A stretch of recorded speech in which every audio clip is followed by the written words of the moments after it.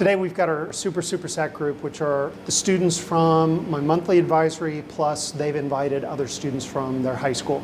And we're asking the students 4 questions. What do we do well as a district? What are some of the areas we need to improve? What barriers do the students have for them being successful? And then what type of supports and opportunities they need for after high school? And it's that last question I look forward to being able to share some of their input with our business and our civic groups as we work together to partnership and best support our students. Not having resources at home, like computers and printers, like for me, for example, whenever I have to print something out, I have to go early in the morning to the library and print it out there because I don't have a printer.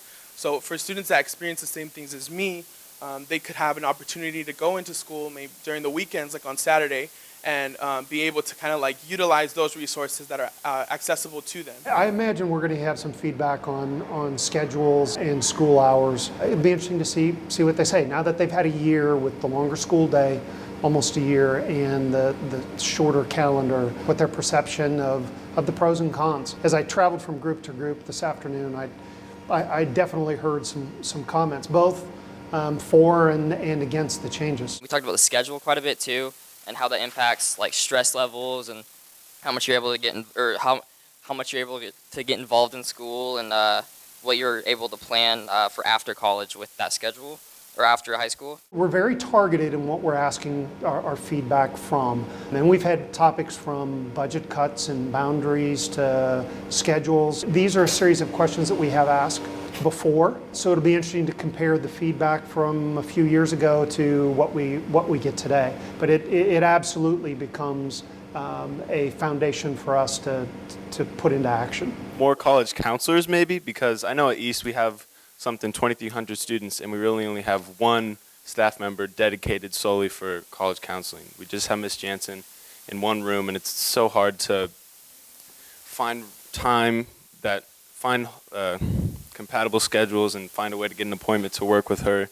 And if there's a way that we could have more counselors to reach out to students. The questions that you all answered are questions that I will be taking out to talk to staff, building administrators, community leaders, and families and parents in the community. You were the first group to be able to start generating thoughts around those questions, and I will be doing that throughout the city with the same questions that you all have had, and then I will be taking all of these results back to the Board of Education so that they have opportunities to hear from you all as well as community teachers, administrators, and we will then begin to look at some of the adjustments and things that need to be made from the feedback that you all have given today. So know that what you have given today will be used in a very meaningful way. I was fortunate to have an opportunity provided by OFG Financial Services, and they're a financial group that works a lot with schools.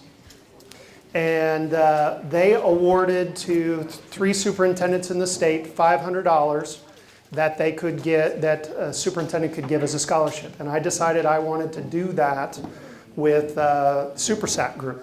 So they each filled in a questionnaire, and I will tell you it was very, very difficult. And as I got to talking about how difficult it was going to be to pick one person, I had a member of the community say, well, why are you just picking one? I said, because I have $500 from the financial group. And they said, I'll tell you what, I will help match that. So what I'm able to do today is, sir, you will be receiving $500 scholarship. And everybody else that applied will be receiving a $300 scholarship because of the opportunity. We had 2 more applicants that weren't here with us today, and I'll let them know. But that came from a community member that said, I really respect what the high school students do, what they can contribute to our community, and here's a check, you use it to provide however you want to with scholarships. So it worked out perfectly. I was able to do one $500, and the rest of you will get a $300 scholarship. So awesome job. Thank you very much. I really enjoyed the opportunity to meet with the students on a regular basis. And for me, selfishly, because I'm not in a classroom every day, it allows me to make connections with some of our students that little harder to do when you're not in a building every day.